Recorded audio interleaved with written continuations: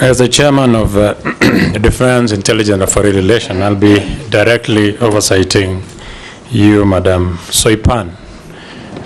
In my two-term stint, if confirmed. If confirmed, I was going there. You guys are interrupting my apologies. If confirmed, my two stints in Parliament has allowed me to see 4 generals, both as just a member of Defense Committee and now as a chairman, and 3 cabinet secretaries. And the biggest issue, Madam Soipan, Honorable Soipan, has been the lack of appreciation from the civilian side of the military units and formation. They feel that the civilian side is overreaching and sometimes overbearing. They want to, by the time someone becomes a general, it takes about 35 years of hard work and merit. Every step in the military is merited.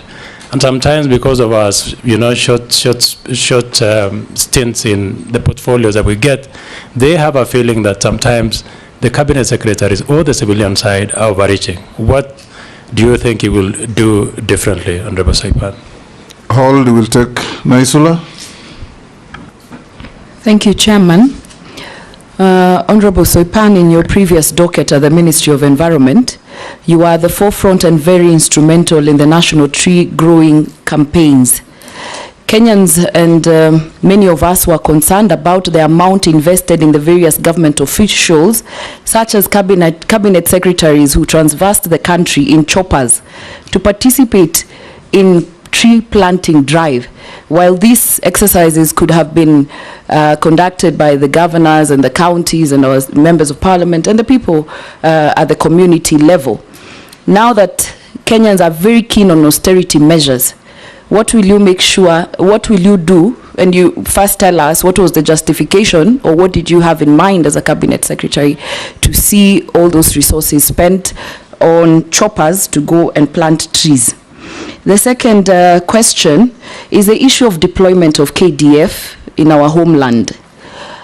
We saw recently how KDF was deployed in inland or homeland without it being passed in Parliament. And we did it the next day hurriedly, even without members of Parliament deliberating on that matter. I would like to get your view on this. And also deployment of KDF in parts of North Rift, parts of our country. And the true feeling on the ground is that they do not respond fast when they are needed. They say they have to wait for orders. And the questions the civilians and the communities are asking, then why are you there in the first place if you cannot be the first respondents when something happens, when the bandits attack, and you have to wait for orders from somewhere else? And Chairman, the last question is that there are projects which were done by KDF in the last administration. Some are complete, but payment has not been done. Will the payment, do you think there should be continuity in government projects, while others are incomplete, but 2 years down the line, they have not been embarked on? Do you think continuity should be there? Because there should be value for money. You can respond to those two. Thank you, Honorable Speaker. The question by the Honorable Nelson Koech on the probability of my overreaching my mandate from the civilian side and infringing on the uniformed side of the ministry, I can give assurance to all the players in the Ministry of Defense that upon my confirmation as CS Defense, that as I had said earlier, I'm very heavy on team playing. I'm also a fast learner, Honorable Koech, and I'll have a lot of learning to do in terms of the military operations, the administration. And in order for me to effectively exercise my overall oversight, the overall policy direction and advisory, I will need to critically understand those operations without infringing or interfering with those very distinct roles of the uniformed units of the ministry. That I can give assurance. I'm also very, very consultative in my leadership style. Honorable Naisula, the issue of tree growing in choppers by cabinet secretaries. My main role as CS for environment in the tree growing activity was really coordinatory. And you will appreciate, Honorable Naisula, that the nature of the ecosystem restoration program is that it has to have everybody on board, from individual Kenyans, private sector, and all government agencies. So it cannot be the preserve of even the Ministry of Environment, and that is why we were very heavy on the whole of government and whole of society approach to the tree growing program. In the coordinatory role of when I was CS Environment, we did not make any provision for transport or logistics arrangements for cabinet secretaries when they were exercising their, when they were doing their ministerial activities around tree growing. So any cabinet secretary who traveled by chopper, by road, really it was outside of my mandate and scope, and therefore I cannot speak to that. The only thing I can say is that during the second national tree growing program, and having noted a number of concerns raised by Kenyans around the heavy presence of helicopters and heavy spending around tree growing, again we addressed that at cabinet level, and making sure that the exercise was again very grassroots centered. The coordination by the Kenya Forest Service and other entities at the community or the grassroots level, or at the forestation levels. And therefore, in terms of resources, I had no mandate to resource anybody to go out and plant trees. Actually, my role was only coordinatory.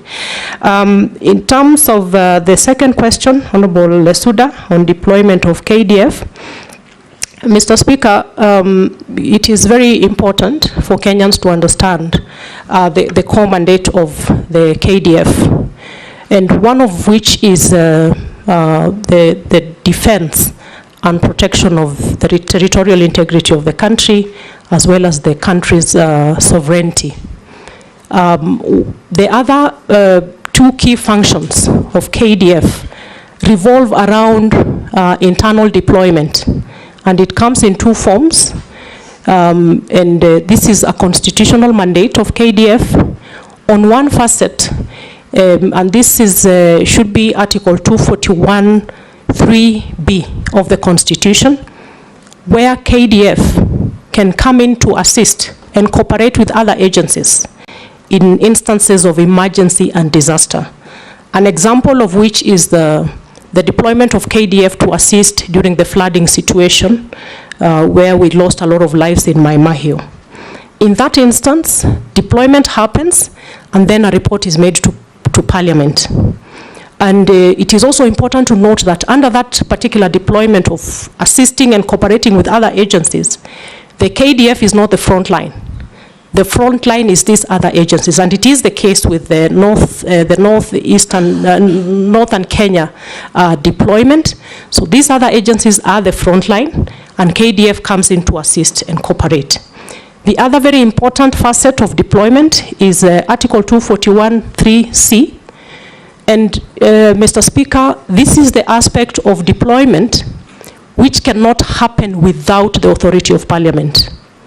And this is the deployment of the KDF forces to keep peace in instances of instability in the country. And that cannot happen without the express approval of Parliament. And in that instance, the KDF take the front line in terms of operations. Allow me, Mr. Speaker, to speak to the deployment that happened during the recent unrest. The deployment happened around the assistance and cooperation with other agencies.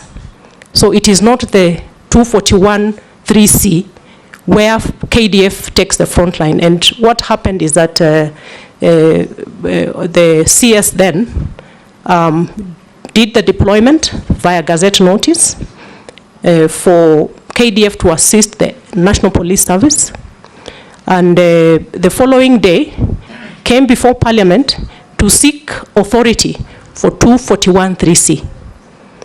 But the 241(3)C was never effected.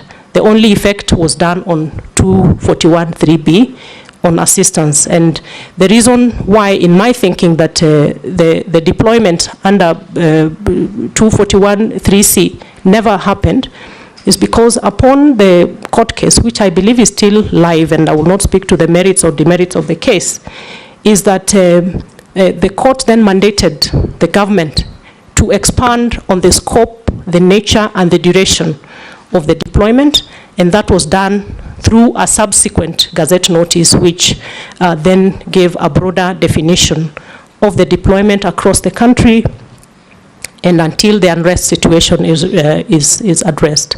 Thank you. Sorry, Mr. Speaker, there's one more question, but allow me also to say that all the operations of KDF, and indeed under the principles of national security is subject to the Constitution. National security is subject to the authority of Parliament.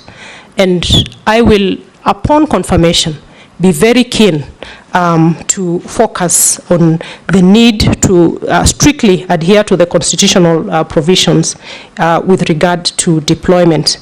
And Honorable Lesuda, with regard to the slow nature of movement by KDF, of course, I have not had occasion to listen and hear out that part of the complaint, but I would imagine it is because they are not the front line. The front line is the National Police Service.